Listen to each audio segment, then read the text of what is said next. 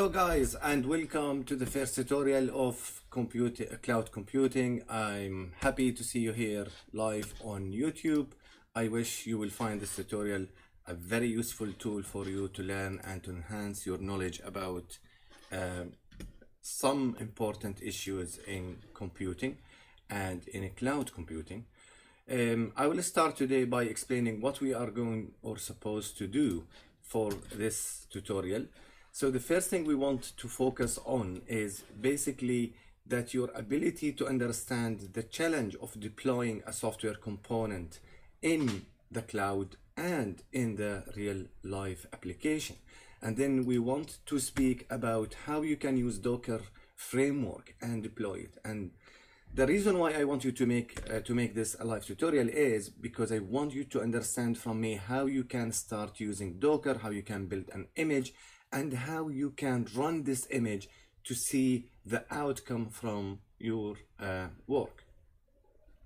And then we'll start to build a custom container for today.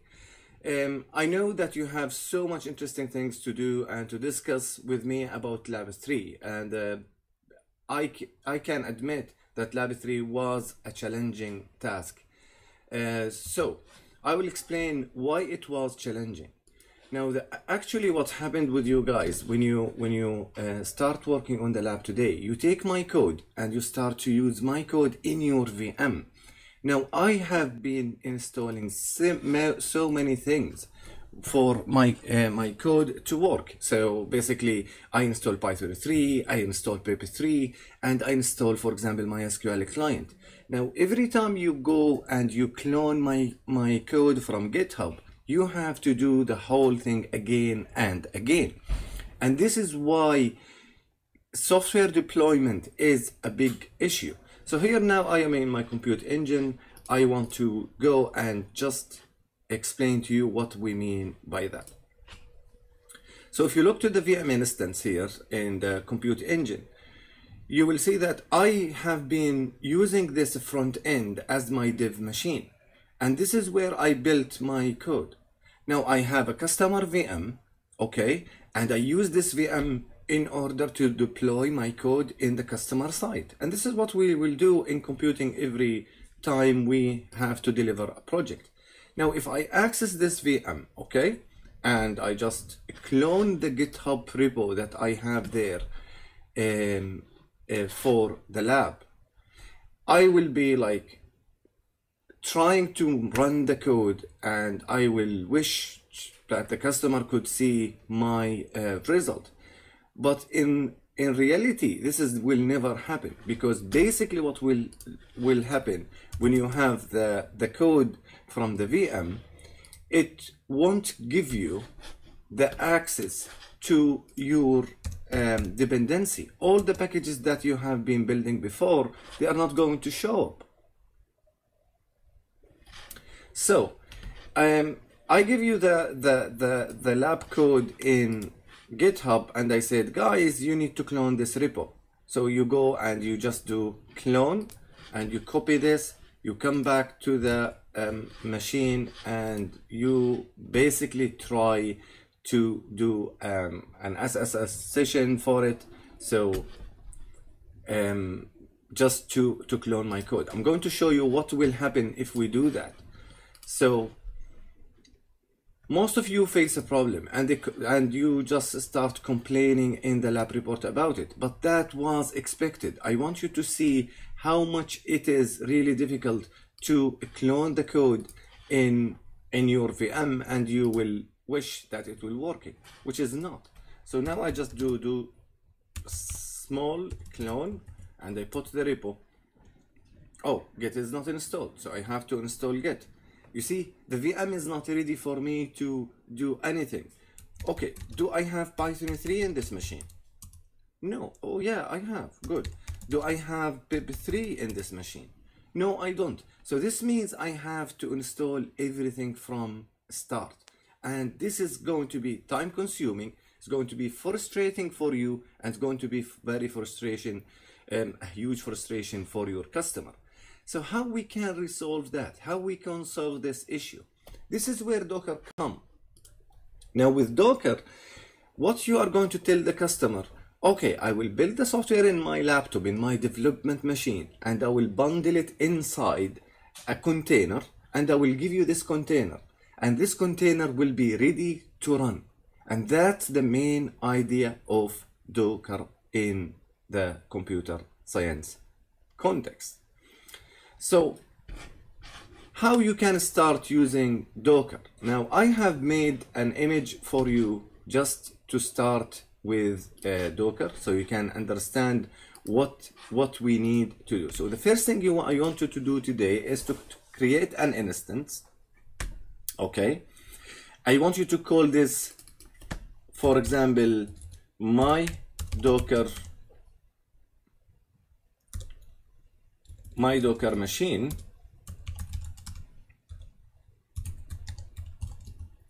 and then I want you to change this and go to the custom image, and from the DT228-Cloud computing project, I want you to select the new image that I just created yesterday, which is the 6th of October. You can see here from the timestamp. I want you to use that image. Now this image has everything in it. Maybe one or a few packages we want to install and make sure they are running. And then allow HTTP only. Don't allow HTTPS, guys. Like this will cause you a problem later on. And then I want you to create it. Create this VM. Now, if you have been using my custom image before, that's fine. If you want to use the same VM that we are using in the lab, this is also perfect, and I'm going to show you how you can use it for the development. Okay, guys, are you with me? So all good. So now we want to create a VM, and we want to use a custom image for it. And this custom image, we are going to use it to start building our Docker container. Please ask me in the chat box if you have any issue. We have all the time to slow down and speak and repeat the things that you are not understanding. But we need to work together, guys, in order to make this tutorial a very useful experience for you.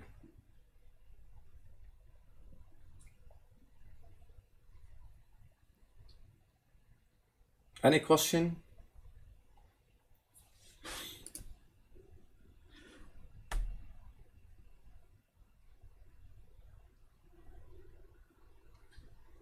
All good? Okay, I will wait for a few minutes until I make sure that everybody managed to create a new VM.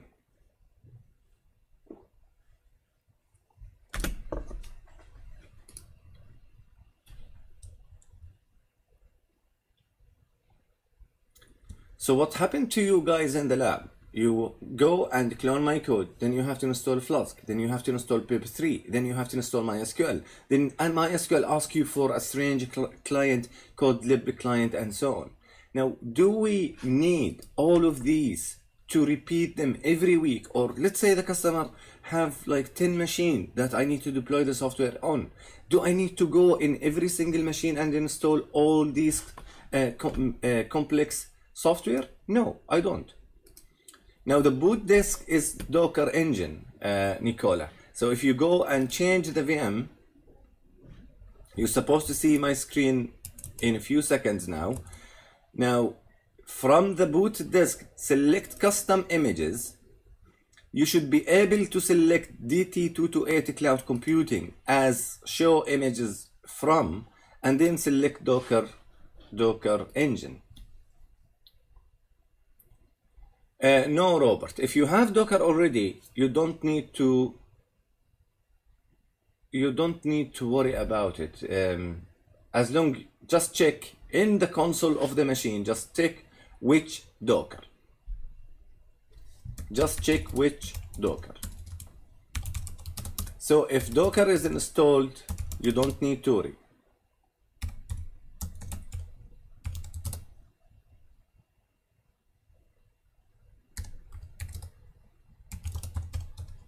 You don't need to create a new VM. God, I'm typing and talking, so like.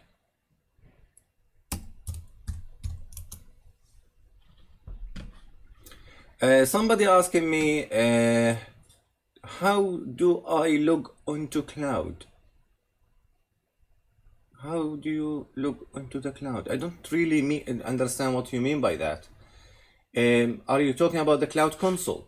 Yeah, you go to this URL and you're supposed to be in on the console. No, just only check the Docker engine and just select it. That's all you need to do, guys.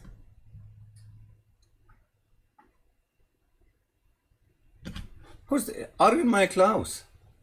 Ciao, who's this guy? Are you in my class?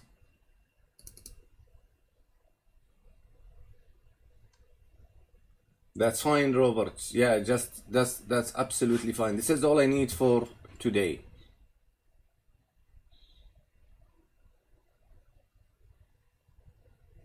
So the main object of this tutorial is we will be able to run a Docker container and we will run the software out of the box. That's what I'm trying to do with you guys.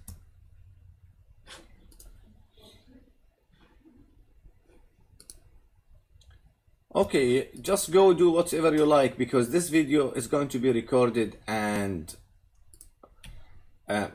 you can see it later on. Adam, yes, allow HTTP traffic only. You don't need to allow HTTPS traffic.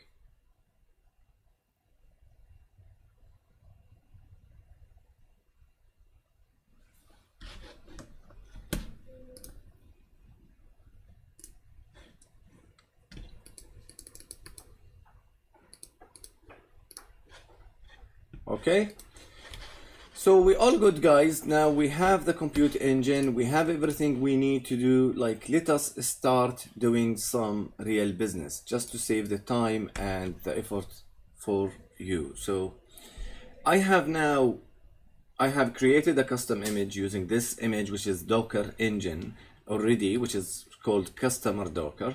This is the image that I'm going to use. Now, just for simplicity, I will be accessing this from my terminal. You don't need to worry about that. You just access the VM from your normal terminal, normal SSH session that you always use. That will be fine. But just for this video, I will be accessing my VM from my terminal window. So now I am in the VM. You can feel free, guys, just to do the same with SSH. So basically you just access the VM after you create it, and here I have a customer Docker which has basically all the dependency, all the software that I need. So if you check which Docker, you will find Docker is installed. Now check if pip3, check for example MySQL.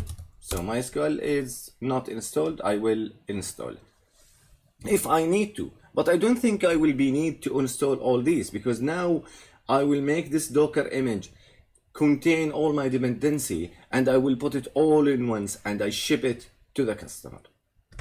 Okay, so guys, you are with me now. So you have managed to access the VM and check that Docker already installed. Now, just in case you don't have Docker installed, this is the command that you can run to install Docker. Now the second command, guys, which is sudo usermod -ag docker and your username, which is basically your DIT number. It should be your DIT student number. G, I think you will find G as a postfix for this. Now this is just to add your username and Docker group to the sudo admin, to give a sudo right privilege to the Docker group. So if you don't have Docker installed, now go and install it using this link.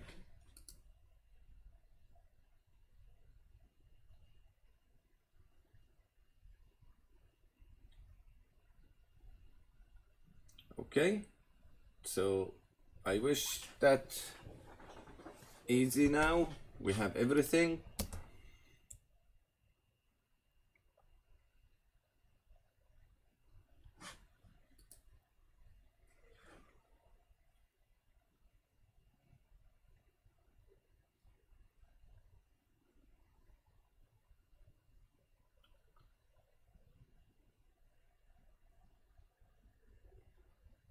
And because you come and you attend my tutorial, guys, I will give you a treat. And this treat is going to help you with doing the lab next week. So you will find the lab very easy to do if you attend this live tutorial and you communicate with me.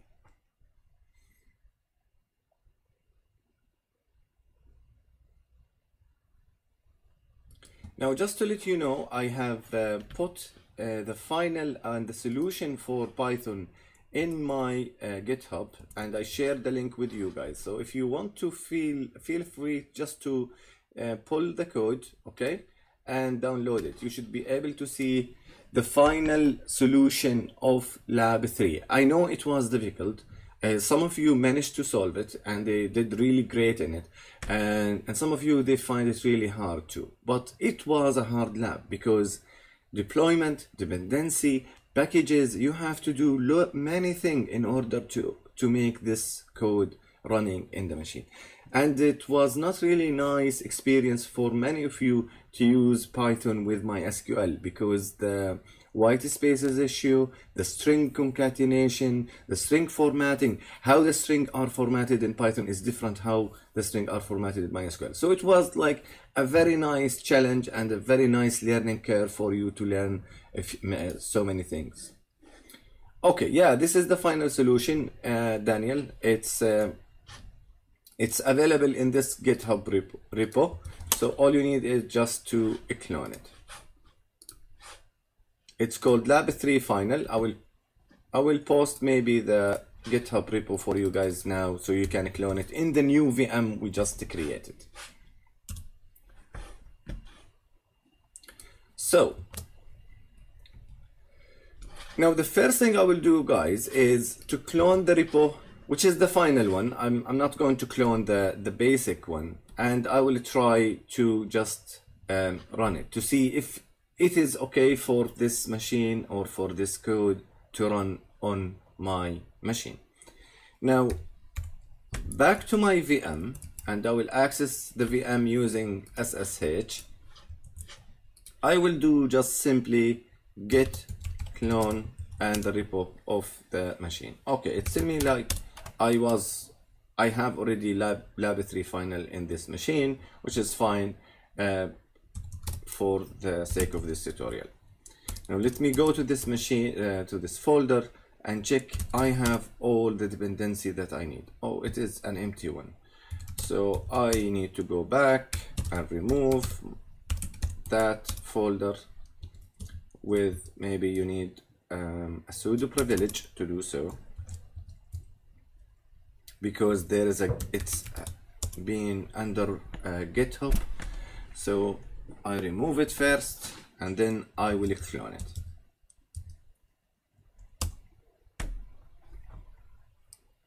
So if I go now to this lab 3 final ls, you will find that I have app.py, and I have created a template, and in the template I create an index.html page, and there is also a folder for images if we are going to use and include images in the index file. So I am okay, all good. So I have now to run Python 3 just to see if this app is going to work for me or not. Okay, so it's telling me that port 5000 has been used. So this is ls of -i at port 5000 just to see if there is the same issue I have now. Quick check, guys. Oh yeah, I was running this VM for you to test, so I don't think it will be a good idea to use it.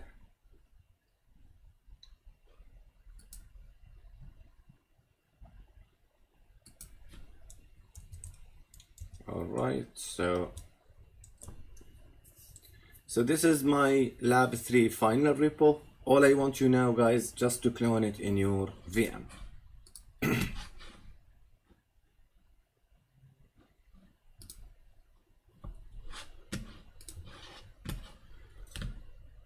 Okay.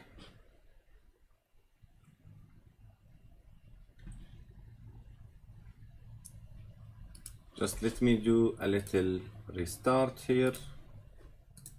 I want to restart the VM.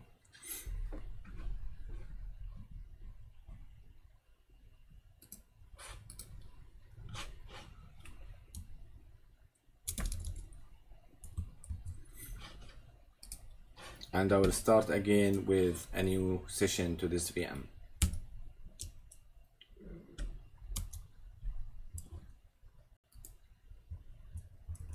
Okay.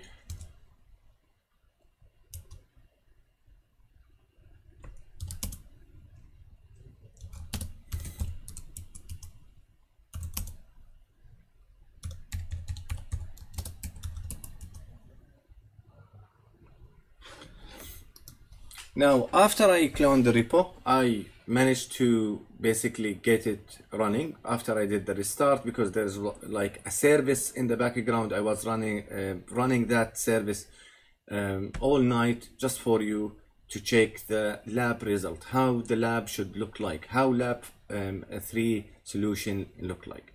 Now, all I did, guys, is just restart. Now, if you access this VM using an URL, and you change the port to 5000, you should be able to see this page. And this is the index page that I just created. So this is reading the index.html that I have already in the folder inside template. And I can show you this using Sublime Text Editor just to make it really easy for you to understand what we are doing here. Okay, so I will now just go to lab3 repo, and then I will do just git pull just to update the repo with the latest version I have. Okay, just give me a few seconds, guys. I will be able to answer your questions, and I will be able to show you the structure of the final lab3 repo and explain it. All right. Hopefully everything is going very well for you guys. I really wish that you will learn a lot from this live tutorial. So this is my Sublime, and this is the folder, and I will make it ready for you just to discuss what we have done in this. Okay, so this is my Sublime, and this is lab3 final, guys, and I have inside it, I have app.py. And this is how the app looked like after I did the modification. So I create now the main route where basically it is index.html. This is the route that will take me to index.html. Now, also I define another route, and both of them, every time the user requests the main route or /name, and he provide a name, I am telling now, Flask is telling me, render a template index.html.name. But where is this index.html is located? It's inside the template folder. So this is my index.html look like, how it's look like. Now, if I want to pass this variable, which is basically the variable name, all I need to do is just to write this format inside the HTML code in order to have it. So basically, inside, you see line 31, guys? In line 31, I just write left curly brackets it twice, and I make the name of the variable. And what will happen is, Flask will take the variable value, which is name, and it will render it inside this container or placeholder, you can call it. Now, the next thing I did is basically from app.py is just basically to create another route for listing everybody in the database. So here app.route list. So every time the user go back to the main website and he just do this, if he just do /list, once he lists the data that I want to be listed, they are going to appear here. But how I did that? I did that because basically what I'm saying, every time the user hit /list, do the SQL statement, and render index.html, and pass this variable, the value that returned from the SQL statement, inside this, basically this variable placeholder. And that's why the data look like as you see it here in Chrome. So in my code, guys, what I did, when I make a /list, I create a function, then I build a connection to the database, then I execute this SQL statement. The rows that coming back from this SQL statement, I just rendered them. I pass them as a variable into the variable name inside index.html, and that's what you see inside index.html. This is where the value will be rendered. Are you with me up to this point, guys?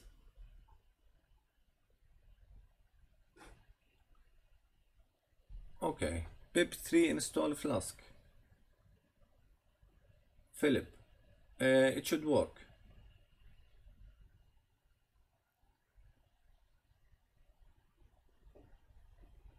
It should work. Now you can run this final lab repo in your old VM if you are not really finding the new machine responding. Okay, now let me go back to app.py, guys, and finish my explanation of how I did it. So we understand now how we did the listing. So this is an app root for list, and this is the function that I will use to basically return a data every time the user is requesting an external IP /list. Now to add a new record, I made another root. I pass to this root two main variables. The first variable, which is basically name equal none, just in case if the user forget to specify name and email, I don't want my application to crash. Now I create a new insert statement, and this is maybe the hardest part, guys, when you mix a string with between Python and MySQL syntax. It was really a hard and a very hard task for me to just check that the string are well formatted, so when we pass them to MySQL, the SQL could understand how to execute this statement. Now here I'm just formatting, I'm passing the variable name, the variable email to this new insert statement, and then I execute this insert statement, and then I pass index.html, and I'm telling now just render in index.html name equal new record is added to the database. And this is what the user will do, or this is what the user will see when he go to the main page and he just click, instead of list, he just add, for example, pass, and this is my email.ie. So a new record has been added to the database. Now you have noticed that I did something really good inside the Python code that I have there for you. So after I do insert, because I managed just to change the data inside the table, I have to do one single commit. Now you will see that mysql.connection.commit is the one I'm going to use. If you put cursor.commit, this is never going to work. But you have a cursor, which is mysql.connection. And now I'm telling the connection to commit the changes that I have made in this database. I did the same for creating a root with delete name, and then I did a cursor mysql connection.cursor, then delete from, and this is a new or another way how to format a string. Because if you find this method is not working for you, you better use this old way of formatting a string in Python and MySQL. This is much better, guys, to use if you want to try this at your computer later on. This method caused me loads of troubles, and I really find it very difficult to see what's the issue or what's the problem. because this is the old method of rendering and formatting a string in Python, and this is the new one. So my recommendation for you guys to use this new method. And that's it. I do delete. If you want to print how the delete statement look like after the concatenation and formatting, and then I just do cursor execute and then do comment. Okay. Super dizzy. And what's the difference by using it? Return the HTML file, not text. You can return a rendered HTML. Now, guys, let me go back and explain again. Now, Flask is a micro web service framework. You can build a RESTful API using a Flask. Now, if you want to use a Flask to return index.html, there is a simple method to do so. And this method look like this. You create a template, you create a folder inside your application called templates, and you create a new file called index.html. Now from the main code, every time you want to return this index.html, you use this method, you use this function to render index.html inside a Flask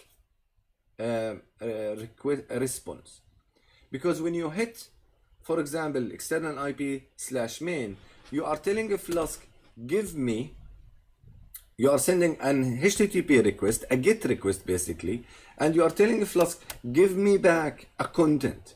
Now, how you will tell this, how Flask will tell the web server, or how Flask will return instead of a JSON file, an HTML formatted file by using the render template. I wish that explained your issue. Yes, this is what I'm doing now. I return HTML file with data. Now inside the HTML file, just be careful about line 31.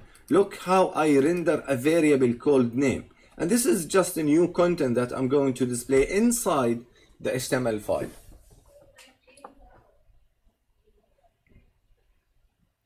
That's right, Keith. Yeah, that's right. You can pass whatever you like in this return template thing, because this is how Flask operate and work with static content like HTML. Now, I want to give you like 5 minutes, guys, just to go and run my lab3 final repo, okay, and clone it and run it, or open it in your VM and see the content of the file that I'm talking about. Ask me a question if you have any question about it, okay? Because many of your colleagues, they keep sending me email. I don't know why.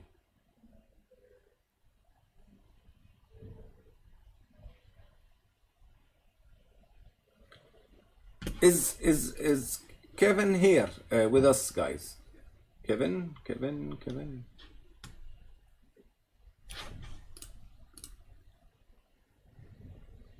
Now, as I said, guys, to you, don't try to see my live stream from a Wi-Fi connection or from edge room. It's not going to work for you.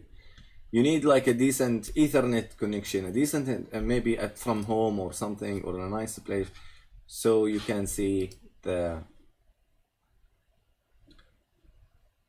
Yeah, Kevin. Look, it's. You created the VM, but you can't. You can paste, you can ask me here. You don't need to send me email, guys. Just ask your question in the chatter box. So you created a VM, but you cannot manage to make the VM working, okay? That's the issue. My advice for you, just to carry on with this tutorial, use the old VM that we have before. No, you don't need to change anything. That's the final result for this app. This is the solution, the complete solution for Lab 3. So Emily, you don't need to change anything in the app.py. Just run it as it is. I have my SQL server running for you guys. I have the server running, so whether you try it out of the box or you just run it in your local VM, and it should work, but you will see the data that I have in my database. You will not see the data that you have in your database.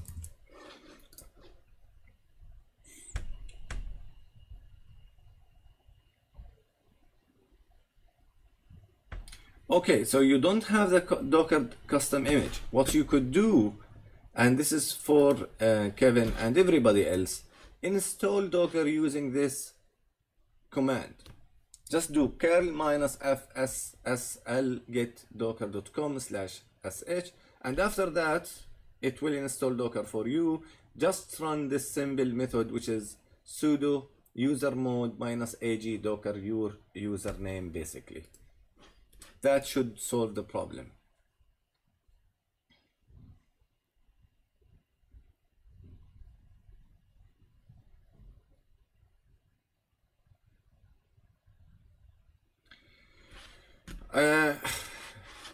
I will try to show you if delete is working. Yes, I can do that. So I will go back and try to do the delete thing.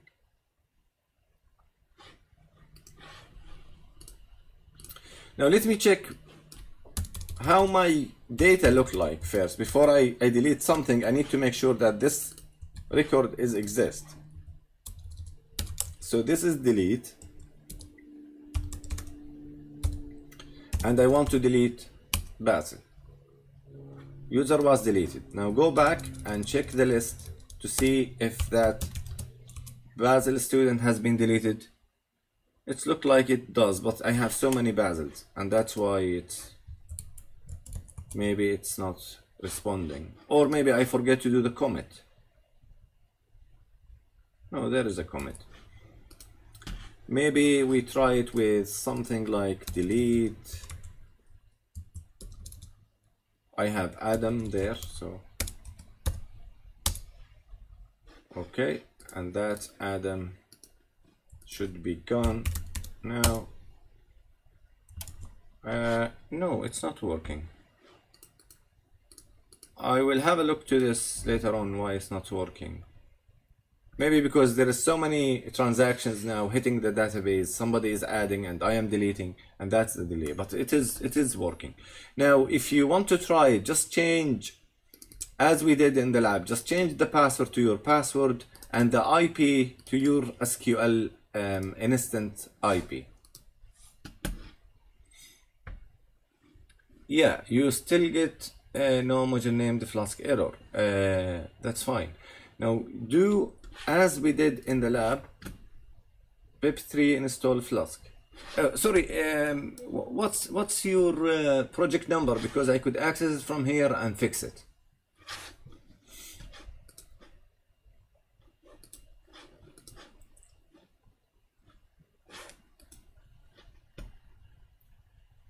Okay, works for me. Everything is fine. Good. I think you are a very nice group to work with. So I'm going really to try to help you as much as I can, improve the content and make the content in the same level that you have. Now, if you guys face a problem, guys, when they create the firewall rule for the lab, do you want me to show you how to do the firewall, or you managed to do it now? You know how to do it. Do you manage to do it, guys, the firewall rule? Or do you want me to show how we can do it?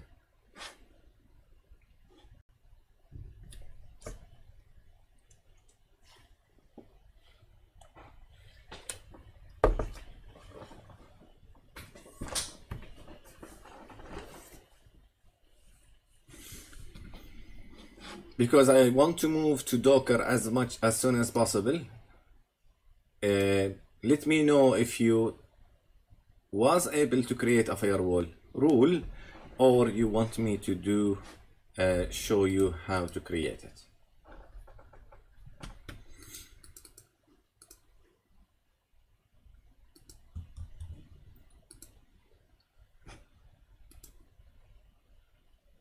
Seems to be everybody is fine, all good.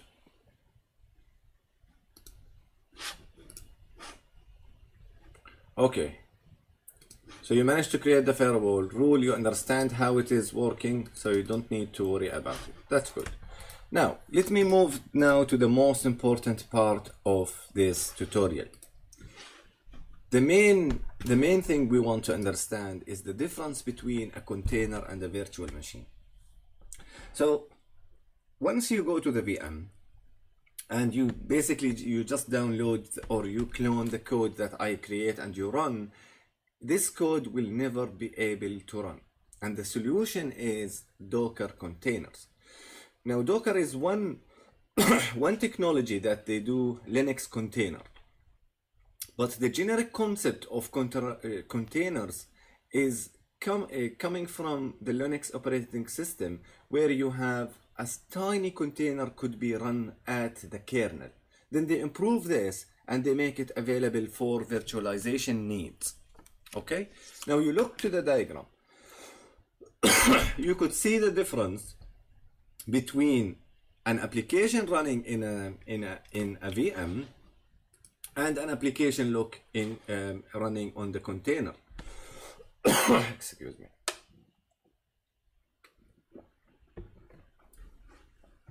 So in the first scenario, when you have a VM and you have like an app called B and you want to deploy this app in another guest OS, in another VM, you have to carry and install all the bins and libs in that customer VM or in different VM. Now with containers, the whole model is different. We just move the libraries inside the container, and this container is easy to be shipped and deploy in another VM, or in another server, or in another host OS. And that's why containers are very useful way for guaranteeing software entire operability. So the software orchestration and how those software components could be working together at runtime. Now it's much easier with container because each container has what it needs in this self-contained bundle. You can call it like a zip file. Imagine that you have a zip file and this zip file has your assignment executable file in it. The lecturer should see the same output you saw when you develop this assignment in your home or in your laptop machine. Okay, that's the main concept of Dockerization. Now I want to start now creating my Docker containers and to show you how we get Docker to work in the VM. So I will switch back now to the terminal, but before that I want you to make sure, all of you, that you have Docker installed and you can run Docker without sudo. Anyone, guys?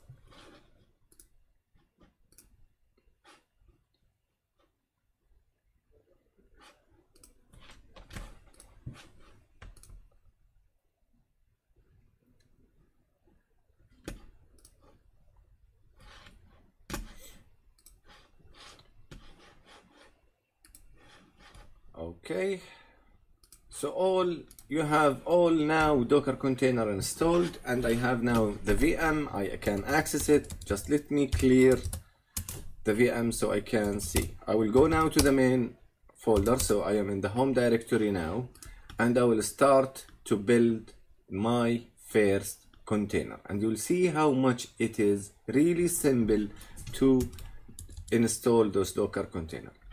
So from the terminal now, from the console of the VM, just do Docker run hello world.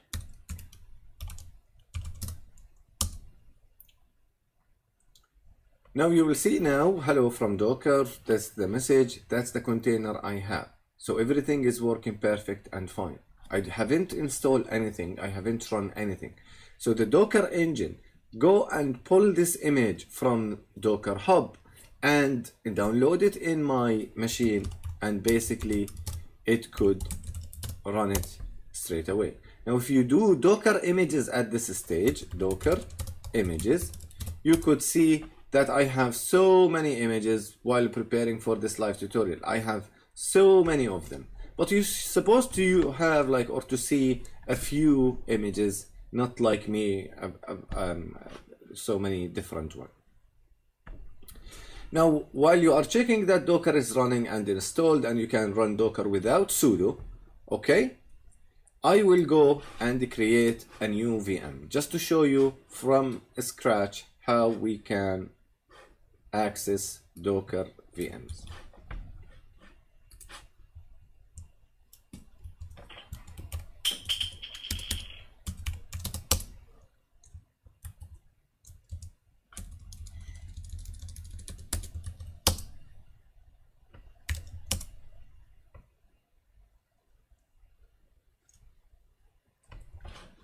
I will create now a new VM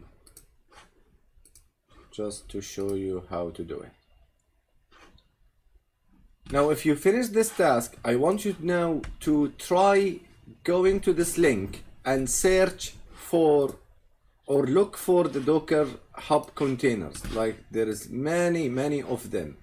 So if you type this URL, okay, yeah, you see, you got Victor, you got permission denied, which trying to connect, because you need to run this command. I will show you now what you need to do, Victor. So run now sudo usermod -ag and then Docker and then your username. Victor, are you with me, Victor?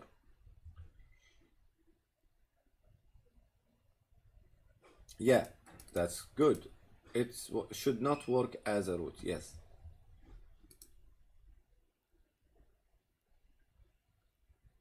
Okay. Okay. Now, what I was trying to do, guys, is just to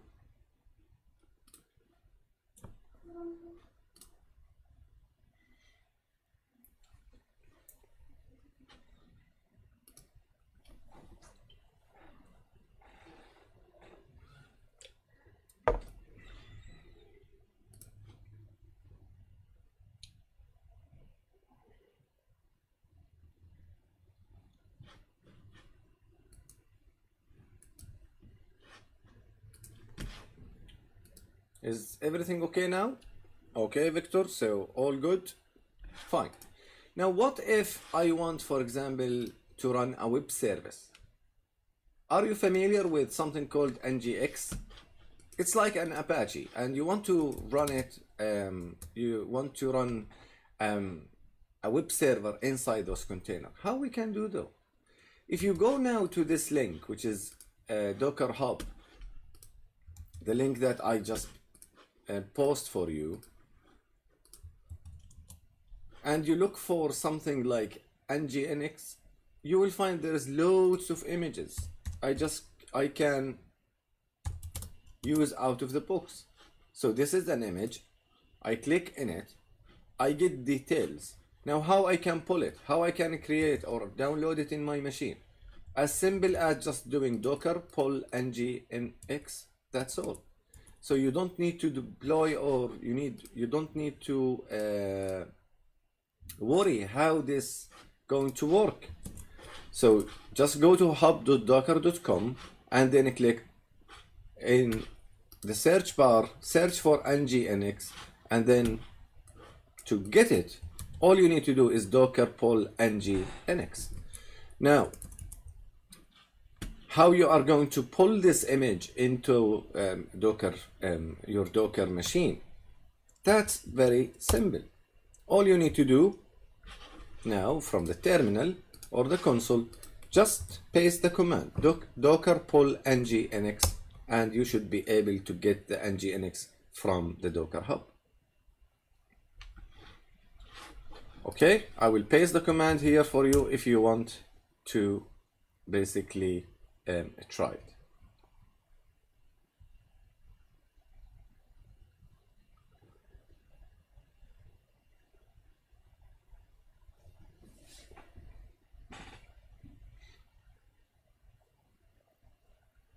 Now, how we will run this image?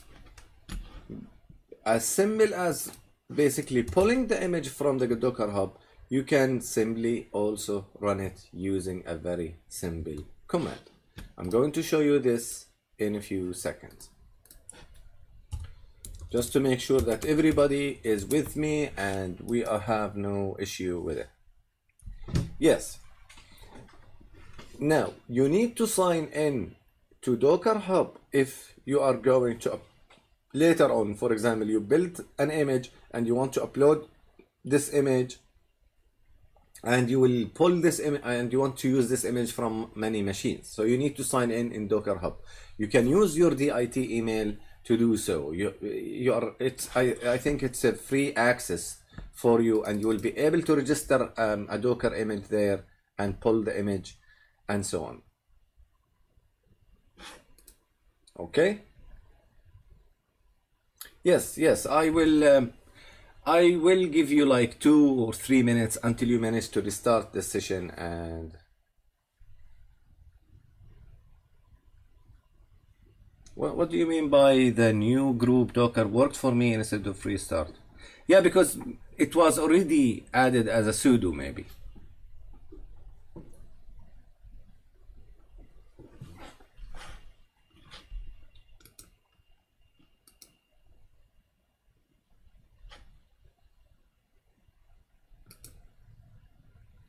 So let us wait for a few minutes and we should be able, all of you, to run Docker without the need to type in sudo docker run hello world and so on.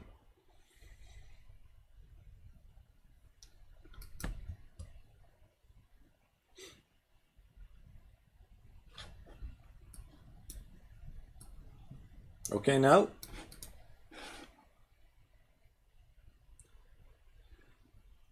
okay, Craig. Nginx is a web server similar to Apache 2, where you will have an HTML content that you want to run. Now we will see what we mean by Nginx when we run this command. Are you ready, all of you guys? Still getting an error?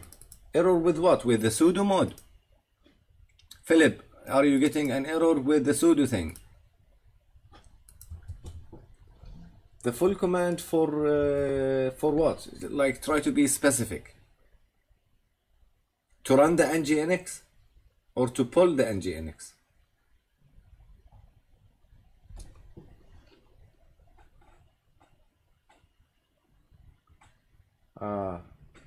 What's Naif? Nginx is a web server. I will show you what Nginx now in a few seconds. Just let me. Now, I have a new image. When you do Docker images, you should be able to see a new image has been created in your Docker engine with the name Nginx. Okay? Now,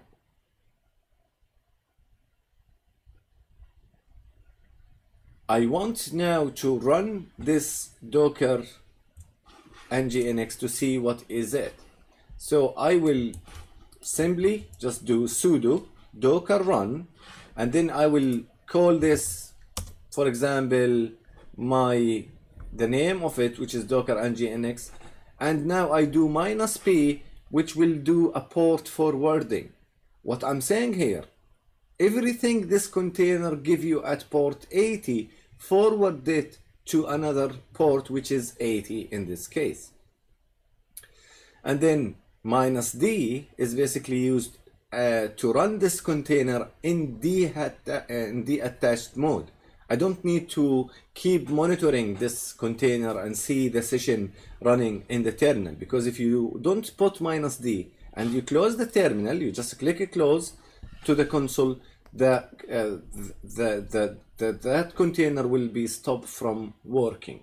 Now -v, what I'm telling here now, modify the content of Docker Nginx/html with the new content that I have in my shared folder. Now, before you run this command, now let me give you a few hints.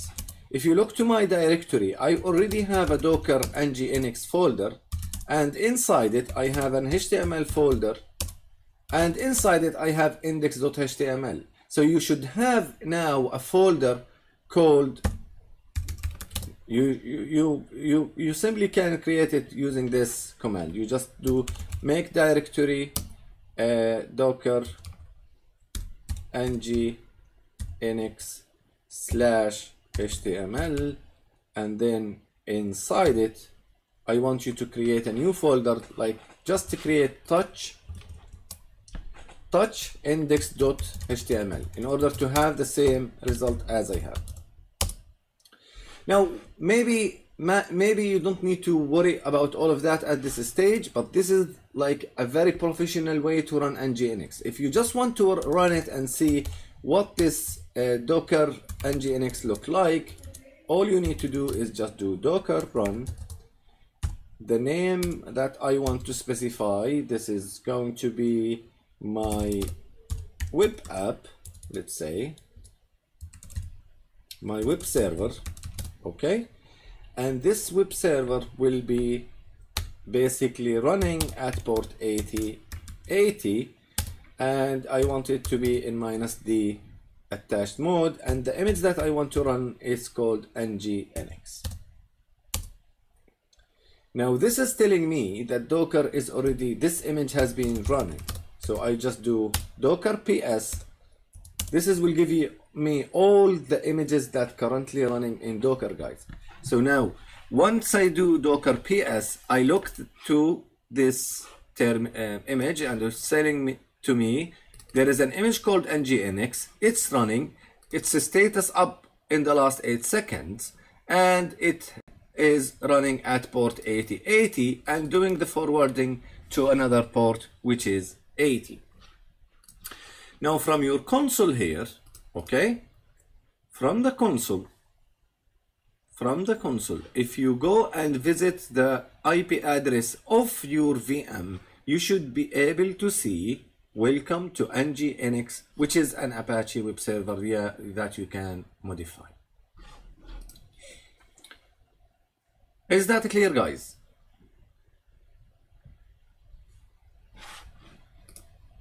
Is that clear?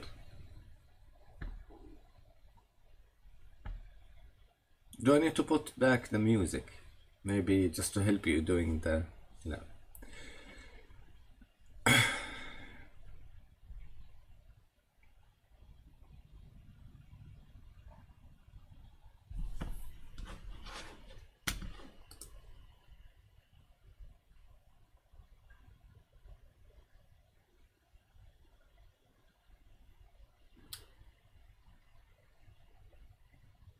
Okay, very good to hear that. Oh no, Philip, you have problem? So what's the issue, Philip? If you can just tell me, what's exactly happening now?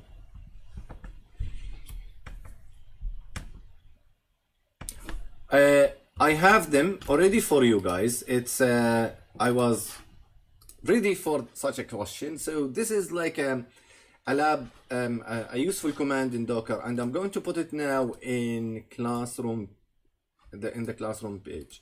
Yeah. So see now all these commands, these like useful commands that you can use with Docker. I will upload it now to the classroom page.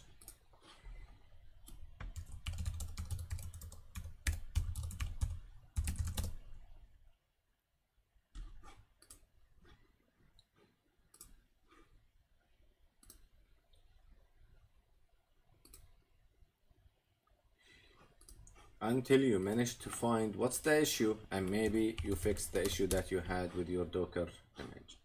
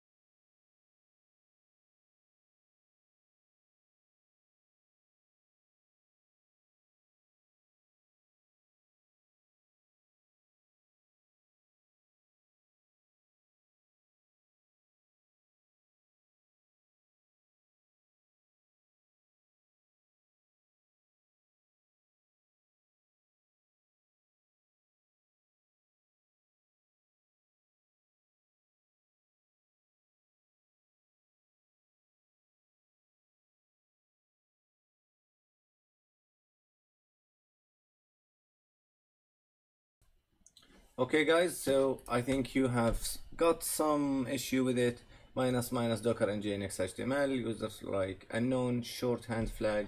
Yeah, did you create Philip? No, don't try this command, Philip, because you have to create the folder first, and then you have to create an index.html first inside these folders. So don't just try them. Use the short one that I just used in my last step, which is this.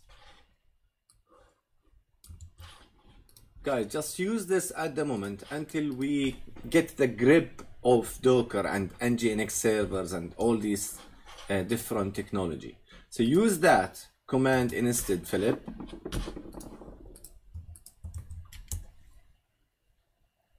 Now, my web server is the name of the image. When you run it and you do docker ps, you should be able to see that this is the new image name. The name of the image is my web server. You can call it anything else. You can call it my school web, my personal web. You can call it my container web, anything. Okay? So for today, just run this simple command instead. No, don't worry. I can slow down and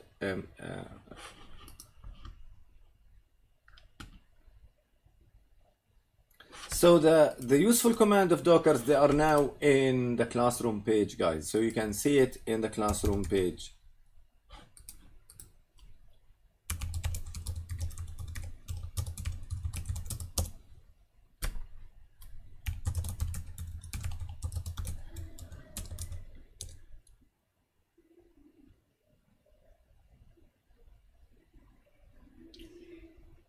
Okay. Victor, it seems to be you have already running something at port 80. So what you can do, and this is in case of Victor, I could just simply run it in different port if I don't want to use the same port 80. So Nginx is exposing the connection at port 80. What I could do now is to go and modify this 80 to 8080.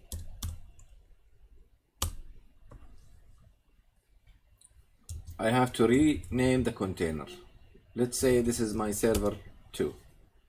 Now just do docker ps -a. You will see now the container is running at port, it's the other way, 80 80. My server 3. Now, Victor, can you just confirm that you have allowed HTTPS in the VM? Can you confirm that you have, like, go to the VM, okay? I show you from my cloud console. It's much better. So go to the VM, guys, if you have an issue accessing port 80, and just go to customer docker, the instance that you are running. Just click on edit and just make sure that you allow HTTP traffic.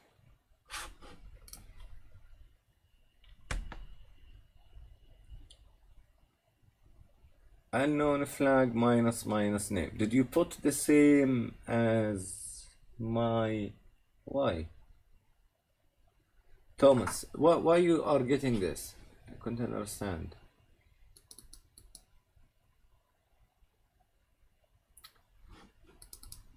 No, Thomas, can you just paste the command that you used yourself? Just paste it in the chatter box so I could see it.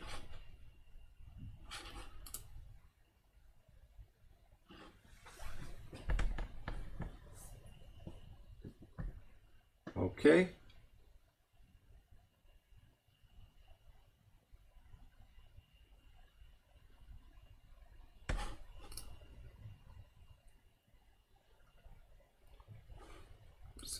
No, the docker command that you use. Now, I say to you, maybe use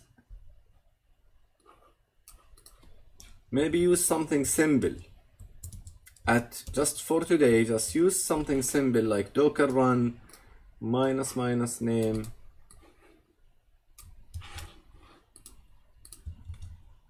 docker run -- name my web server -b 8080 -d Nginx. Thomas, that's correct command. Do you have activated the sudo privilege for the Docker group?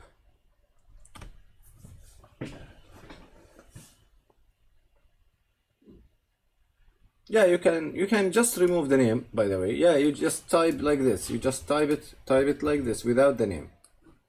It should be running. Name it just something just we need for distinguishing what web service we are using. Oh yeah, it is the UTF, the encoding of the -- Sometimes it's different when you paste it from one editor to another. Yeah. Thanks, Patrick. Thanks. Yeah. Thank you. Excellent. Now I want from you guys just to type in your student number because I want to take attendance. I have to see why the others are not attending. Like there is an issue here. So I want you now to type in your student number and I will copy all of these and we will take attendance for today. And you will receive maybe a Christmas gift or something.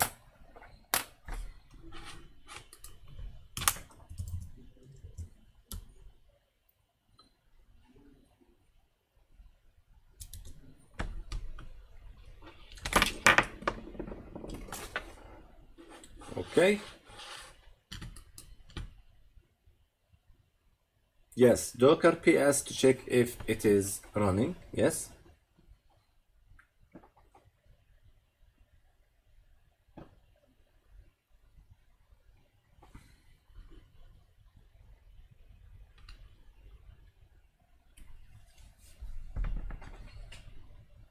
Thank you all of you guys for typing. Good. Now, just to give you a summary of what we have done today. Okay, so Lab 3 was a challenging task for you, I understand. So what you could do in order to see how I attempt to solve Lab 3, just go to Lab 3 final repo, clone it and run it and see how I did each task, especially for part 4 and part 5. Then I want you to go to Docker and do the tutorial. Just try to run a simple hello world Docker container and then run Nginx server, or from the Docker hub you can look for example, if you want to run Python 3, you can have a container for Python 3. If you want to run they call it BusyBox. BusyBox is also another simple container with Linux kernel installed in it, so you can just play with it and try to execute it and see what's giving you. Maybe you are a big fan of the Python, the Django. There is also many containers, or MySQL. If you want, for example, to get a container for MySQL, and for any container you want to try, okay, you will find the pull command, which is you just do docker pull MySQL, and I can just show you now. This is as my last thing. Now from the terminal, if I want to install Docker MySQL in my machine, I just do docker pull MySQL. It will now pull it from the Docker hub, download it. Now do Docker images. You should be able to see it now as a new image. So that's Docker MySQL installed. Now I can check from doing Docker images that I have a new MySQL there. Now I could run this MySQL, run it as a container just to see what it is basically doing for me, how I can communicate with it, and so on. Now you need to specify the root name and password. How you can get all of this information is from this document. You can see exactly what you need to do in order to run it. So you can run it like this, where you link it with a specific connection. You can specify the username and the password using this command, and so on. So you will find so many useful things and useful information about it, but we will do all of these in the lab. So next week lab is going to be the same. We will create a Docker container. We will do the Docker tutorials, which you can find them here in this link. Getting started with Docker, if you want just to have a weekend, in the weekend just to play around this Docker thing, just do the tutorial. Now, let me give you a quick hint. You can install Docker in your local computer. That's fine, you can do that. But if you want to install it in the laptop, in your laptop, that's fine. But also you have it already installed in the VM. And the way how it works in the VM, it's similar to the way how it will work in the laptop. However, I find this installing Docker in the laptop sometimes is a little bit easy for you to communicate and use it. So if you go to this link, which is docker.docker.com, docs.docker.com, it will give you instruction about how to install Docker. If you are trying to install it in the VM, don't worry, because we already have it. If you want to install it in Windows or in Mac OS, also it's available, and just to try to follow the instruction and do it. Then move to part 2. In part 2, you will be learn about what we mean by Docker file and how we are going to build a Docker file. And this is going to be the main task for next week lab.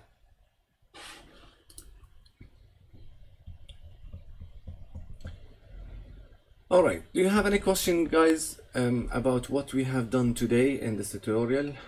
I have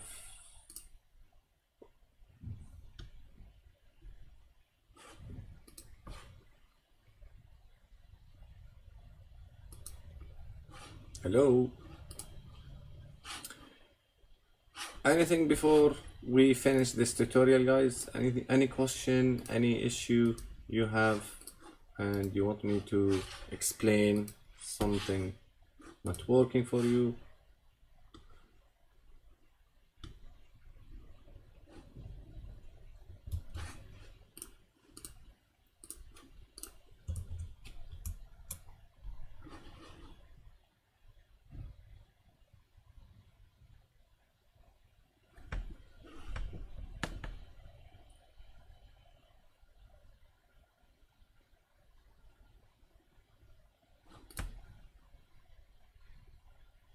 All right, so now our task is to go and learn how to run a Docker container, check the images, and just to play around with this Docker VM.